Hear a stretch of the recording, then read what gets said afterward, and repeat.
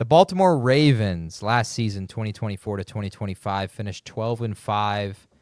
They had another good season. They get into the playoffs again. And then Mark Andrews drops a pass in the corner of the end zone, rolling out to the right on a 2-point conversion. Ravens lose to the Bills, and it's another season where Lamar wins an MVP but doesn't win in the postseason and doesn't reach the AFC's championship. Buffalo goes on to lose to Kansas City, but Baltimore fans, again, are questioning, can they get it done in the postseason? Lamar's won 2 MVPs. He's won one more playoff game than that. He's 3-5 in the playoffs. The Ravens were the number 1 offense last season. With the addition of Derrick Henry, they were just absolutely elite. I can tell you from a fantasy football perspective, my buddy had Lamar Jackson, and Lamar saved him like 4 times last season with terrific primetime performances at the end of the weekend. The Ravens were number 2 in sacks last season, which was actually pretty terrific given how poor their defense was. Kyle Van Noy was absolutely insane. Sanders, if you don't mind pulling up the sacks graphic. Kyle Van Noy had 12.5 sacks coming in for the team. Odafe Owe, apologies, had 10 sacks last season. And Matabuke had 6.5. Then 5 players had 2 sacks, 4 players with 1.5, and 4 players with 1. So this was a by-committee defense on top of 2 players with double-digit sacks. They were terrific defensively, but the narrative didn't say that.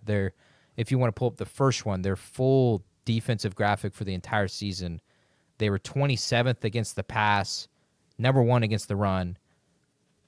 And then I want to break it down in terms of games as well. So if you look at the first 10 games of the season, they gave up 300 yards a game. They gave up 73 on the ground. But if you look at it, the last 9 games, they actually turned into an elite defense, 175 passing yards per game, and giving up a little bit more on the ground, 90. So this was, for Baltimore fans, it felt like the defense turned itself around. Sure. That was a major question throughout the season. For the first part of the season, I know Baltimore fans felt like the Lions fans did last year where, man, if we just have to outscore these teams because we're not going to be able to stop them. The defensive backs were very poor. Nate Wiggins was cornerback 1, and Marlon Humphrey was not great. So the Ravens defense really turns it around the last 10 games. I do want to say part of that is kind of the quarterbacks that they were facing in those first 10 games when they were poor. They faced Joe Burrow twice, Patrick Mahomes, Dak Prescott, Jaden Daniels, Josh Allen, Baker Mayfield, Jameis Winston, and Bo Nix. So elite passing quarterbacks for the most part. Like Winston puts up numbers passing even if you don't think he's good. In those last 9 games of the season, they faced Russell Wilson 3 times, Justin Herbert, Jalen Hurts in the ground attack. They faced Tim Boyle and Tommy DeVito in a New York Giants game. They faced C.J. Stroud, but C.J. Stroud only had Nico Collins at that point in the season. They also faced Bailey Zappi, and then they would face Josh Allen in the snow game where not a lot of passing yards were occurring for the Bills. So the defense was a big question last season. It looked like it was fixed, but if you look a little closer, was it really just a question of the quarterbacks that they were playing? So now, going into this season, they add Jair Alexander, they add Chidobe Awuzie from the Titans, formerly of the Bengals, and then in the draft, Malachi Starks falls to them in the first round. So my question to y'all for the first one is, do the additions at DB improve this pass defense this season? I know, Sanders, you have questions about Jair Alexander. How do you think that plays out this season for the Baltimore Ravens? Yeah, I think my question's about Jair, just focus around his health. And I think that's going to be until he stays healthy for a full season. I don't think he's played a full season in 2 or 3 years. And I think that's going to be kind of what defines his tenure there. I don't know about who are the other additions? Chidobe Awuzie, he's actually a really good corner, coming from the Bengals and the Titans. Yes. And then Malachi Starks they take in the first round to go alongside Georgia, to Kyle go alongside Hamilton. Kyle Hamilton, who was just finished his rookie year out of Notre Dame. Hamilton just finished his second year out of Notre Dame. Yeah, that could be a very good safety duo. I was super high on Starks out of Georgia, so I'll be interested to see how that pairing goes. Yeah, he had the 10th ranked PFF grade out of players. Well, I going mean, then in. I Yeah, we gotta know how love much him. that matters to Yeah. you. I've got to love him then. It's kind of, It's like Jack loving all things Aggie related. Yeah, true. I don't love all things Aggie related. Yeah. But Buzz Williams. Exactly. Continue, Sanders. Yeah, I'm really excited. I was super high on Malachi Starks, and my concerns, I think, actually, I don't want to talk about my concerns right now because we're talking about defense, so let's stick to defense. I do think that the defense will be improved. So, yeah, Jack? Yeah, I mean, I agree. You said 27th in pass yards allowed? They for the total, and then in the Correct. last 9 games, they cut that number by nearly 60 yards. Yeah, I mean, see, there's the thing of, like, even if they just get to league average or a little above average, that's a huge improvement. And based on who they've added, that doesn't seem like a stretch at all. So, yeah, I really think it'll be an improved pass defense for sure to go with an already great defensive line. Yes, and then they also were able to add Mike Green, who fell into the second round. So this is another guy that gets to add to that pass rush. You question first for the defense is like Kyle Van Noy going to be able to put up 12.5 sacks again at his age? It's a real true question. He kind of comes off the couch, joins the Ravens, and then is good in the postseason and then was really good last year. So Mike Green joins that defensive line. So there's prospects there on that defense for hope to improve. But I think like Sanders was saying, there's concerns, and the concerns, I think, actually lie with the offense and the number one offense in the league last season. My first question for y'all is, does a 31-year-old Derrick Henry still have the legs to be the workhorse back Baltimore will need out of him?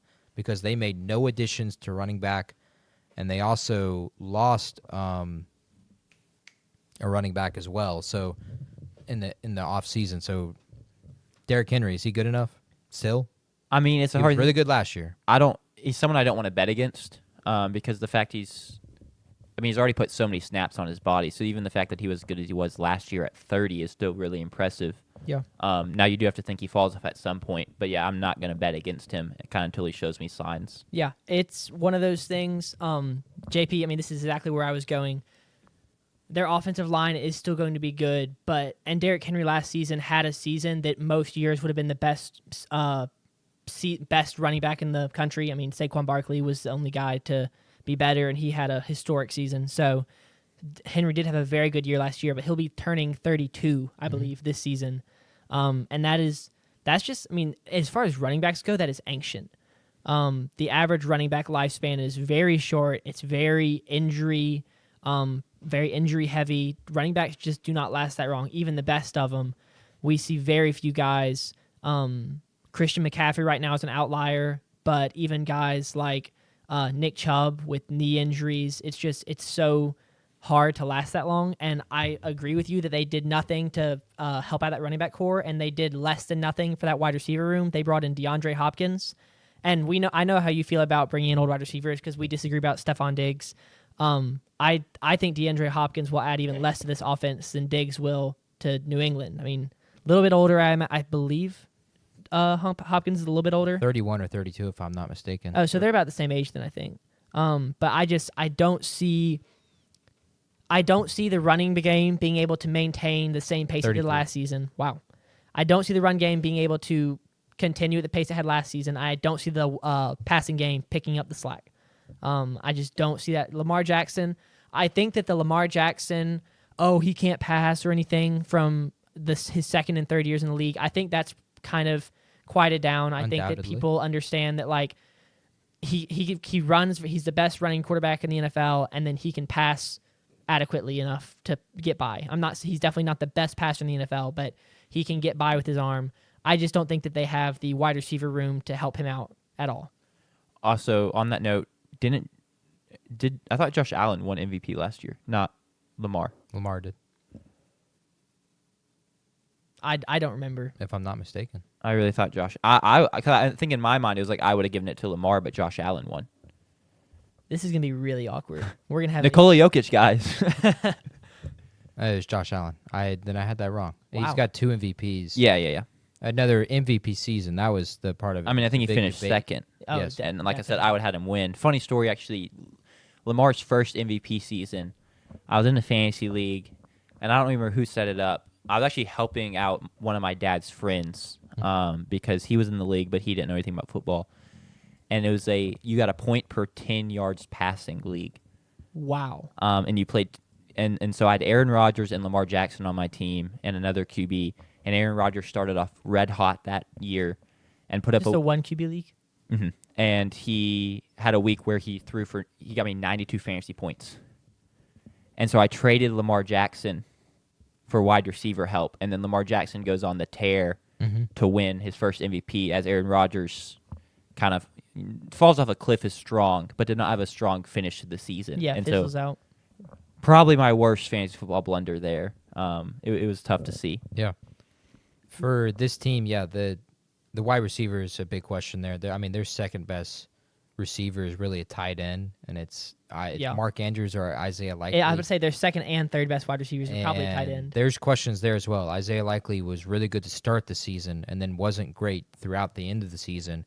Mark Andrews was terrible to start the season, and then to end the season, he would catch a touchdown every single week, and that was really his only saving grace for the season. Zay Flowers is still wide receiver 1, so there's questions there. I still think the offense is going to be really good because they have Lamar Jackson. I think Derrick Henry is going to be good enough, and Lamar is so talented that it's going to be hard. It's hard to stop him regardless of whatever cast he's had, and that has been true his entire career. Todd Monken's still going to be the offensive coordinator, so there's not a big change there. My next question would be, and it's not necessarily like the greatest question, but I think it could be something that could impact this team, is they lose Justin Tucker. They released him in the offseason.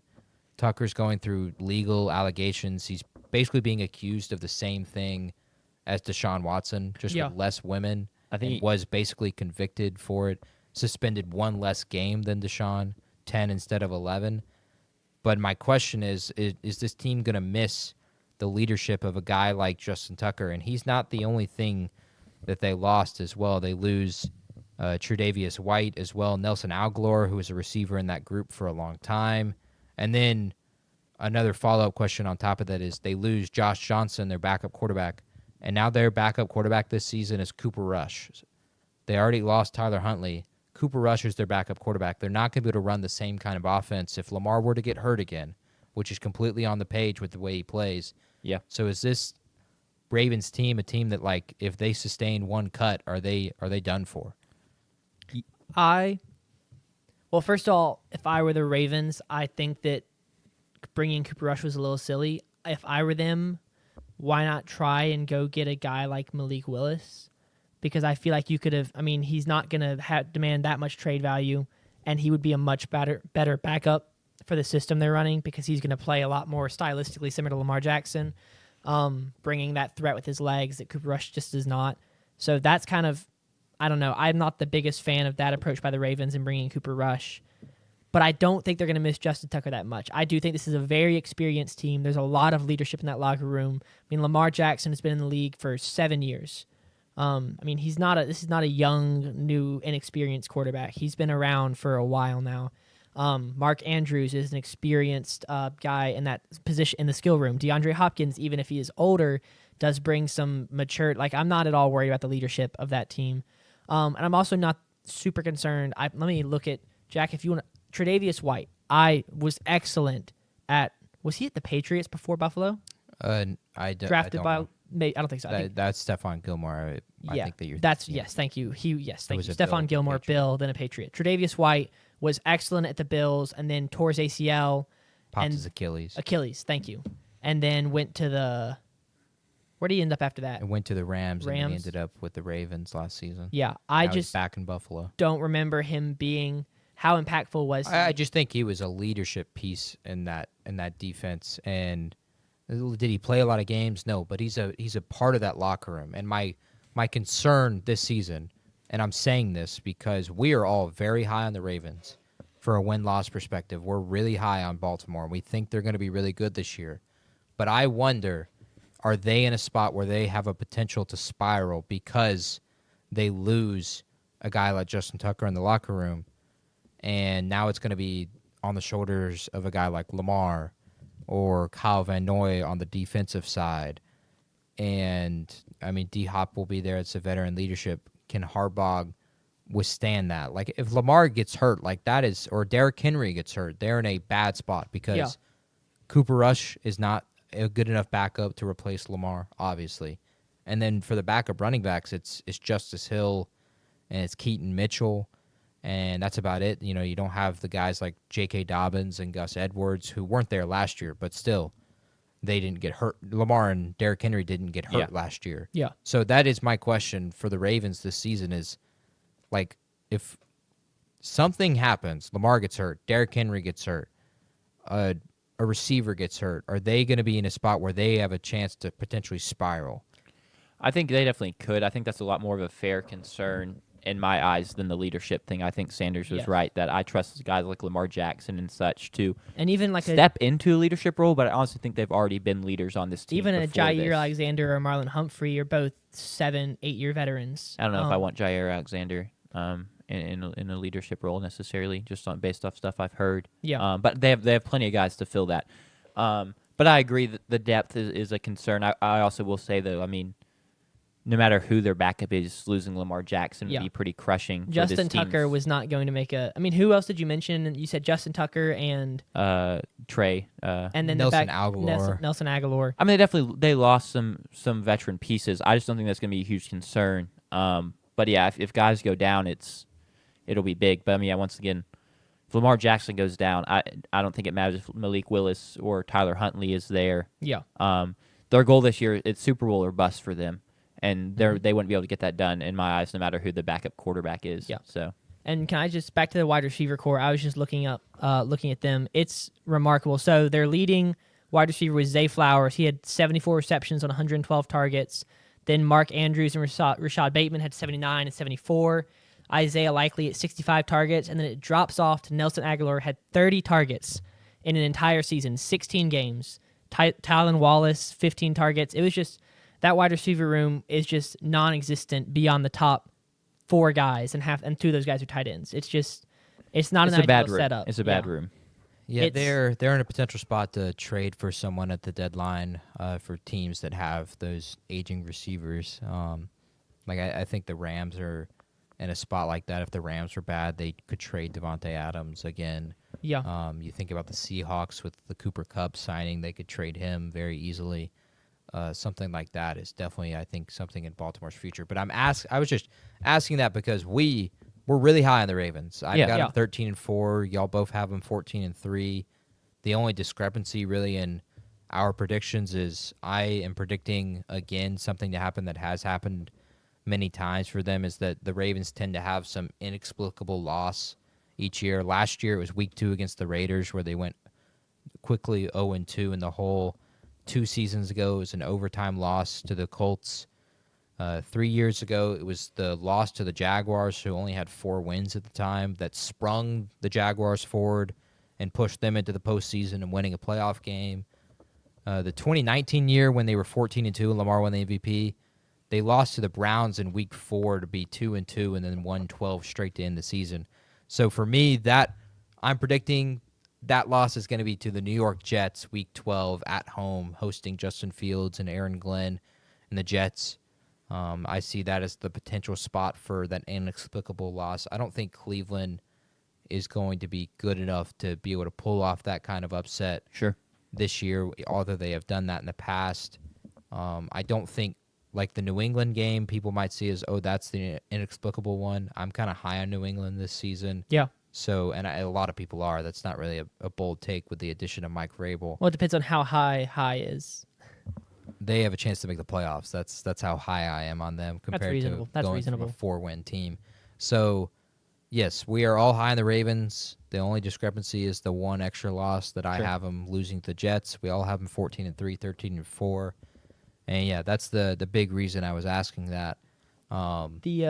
The funny thing is the way we have it set up. So in our spreadsheet that JP built, it's a really good spreadsheet. It's been really awesome to work with. But we each pick win or loss every week, and then so that's 3 selections per week, each of ours. And then there's a technical foul win-loss column that basically takes 2 out of 3. If 2 of us voted for a win, it's a win. If 2 of us or 3 of us voted for a loss, it's a loss. Because of the way we staggered our losses, we have the Ravens going 15-2, which is just remarkable because that's a real. I mean, did the Lions go 15-2? They were last 15-2 last season, yes. But I mean, 15-2 that's a lot of wins. Yeah, I think my only pushback to y'all is like Sanders has them losing to the Detroit Lions, and Lamar Jackson is 24-4 versus NFC teams in his career. So picking him to lose to an NFC team is a pushback. But then again, I have him losing to the Packers in Week 17, which I'll say again, I cannot wait for that game. If Lamar is healthy and that Packers team is healthy, like 2 playoff teams in Lambeau, Ravens, Packers, Week 17, that's going to be such a good game. So, yeah. That would be my only pushback towards like Sanders' pick of. Yeah, then again, I have him losing to an NFC team as well. Lamar dominates the NFC, 24-4 as a starter against the NFC. That's just truly remarkable. But yeah, we have him going as a group. We have him going 15-2. Yeah, which very, I would very imagine high. is probably going to be the best record out of any other team. Yep. I agree. Vegas has their over/under wins right now at 11.5. So that is. They would smash that if they went 15-2. Yeah, Vegas is pretty low on them this season. Can you tell me which one of those is favored? Does it say that? It's -118 to go over, -110 to go. Okay. Wait, so actually, hold on. I'm sorry. Hold on. Let me. So it's even. No, split. I misread that. Give me a sec. Yeah, it's different. It's different accounts or Yeah. different books. I see. Let me go see if I can find Yeah, it. if you can find that, I'm very curious. If I would assume it's Vegas favors them to win more than 11.5, would be my guess. But that's something I would bet on personally. But it's one of those bets where it's like you're in a spot where they could potentially like really kind of they're favored to win over. No, 11.5. it's -110 over under 11.5, so it's even. Oh, okay. Wow. Yeah, that would be. You can bet over That'll be 9.5 for -340. Wow. Yeah. Those are. See, I'm gonna be making a trip to Tennessee before the season starts. Yeah, this And is, I will this be is on putting- FanDuel. I'm gonna because we're gonna be doing a podcast and we're making all these predictions. I'm gonna put a bunch of money into some future Some bets, units. and so we can track that throughout the season. Yeah. That is something I'm very curious about potentially betting on. That's interesting. But I understand the concern from Vegas there because, like we said, the depth is a big question. You know, Lamar gets hurt, obviously that's a big fault. But like, if Derrick Henry gets hurt, who is going to run for them? The questions at receiver is definitely a big question. They got to put Lamar at quarterback and then put in Lamar at running back and put in Cooper Rush at quarterback. That might be their best option. I disagree. That wouldn't make any sense. Cooper Rush. Lamar's better passer than Cooper Rush. Yeah, but maybe year one Lamar. I've loved Lamar Jackson's career. I've really enjoyed watching it. There's so many just hilarious moments. You got the TikTok edits that are going on right now. yeah, You had the ones where they were in the AFC Championship and it was the Black Hole's son, like Lamar Jackson, please save us from Patrick Mahomes and Travis Kelce and Taylor Swift in the Super Bowl. Those were great edits.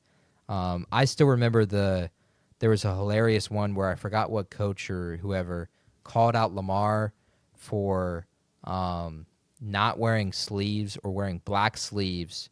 And so essentially he was saying you can't see the football when he does the read option because his hands are the same color as the football. And so you have no clue. So the next week he wears white sleeves, like perfect white sleeves, so you can differentiate between the two. And he dominated whatever team he was playing. That's one of my favorite Lamar stories. And then he's got so many elite plays. Didn't he have to like leave the field to poop, and everyone thought he you got have injured one time? the poop one against the Browns on Yep. Monday Night Football. That was terrific. His big run against the Bengals is up there. Yeah. This he's had a really storied career, winning 2 MVPs. Not last season's MVP, like I said. Yeah. Poor note taking there. I need to do my homework, as some of our haters would say. But it's going to be an interesting year for the Ravens. I hope it goes well. They are among those teams for me where it's like, man, I really hope we get to see this team in the Super Bowl. It's like the Bills. yeah. I'd love to see the there's Bengals in the Super too Bowl many again. teams this year like that. Yeah, because the Chiefs have dominated the Super Bowl, and even recently, like the Eagles have been there twice in the past 3 seasons. We'd like to see some fresh blood. Like if we got to Jaden Daniels and the Washington Commanders versus the Buffalo Bills, like that would have been one of the best Super Bowls of all time. Yeah. And There were people who said that if they had a third place game, that would have been had more viewers. than the agreed. Super I Bowl. don't disagree. Like the only redeeming quality about last year's Super Bowl was the Eagles kicked Patrick Mahomes' butt for 4 hours. It was awesome. Yeah. It was really a great watch, and I hit like 75% of my bets that night. It was a good night. It was a good night. We got to see Kendrick perform. That was the Kendrick highlight performing was great. Taylor Yeah. Swift was only on camera once. for me. Crazy, actually. But yeah, the Ravens, we've got them pretty high this season. Again, I've got them 13-4, winning the division. Sanders and Jack have them going 14-3, which is winning the division as well. Sanders, Wait, do I? yes, you have Yes, them I at do. 14-3, beating the Bengals by 13-4, which Yes. is our next team that we'll get into.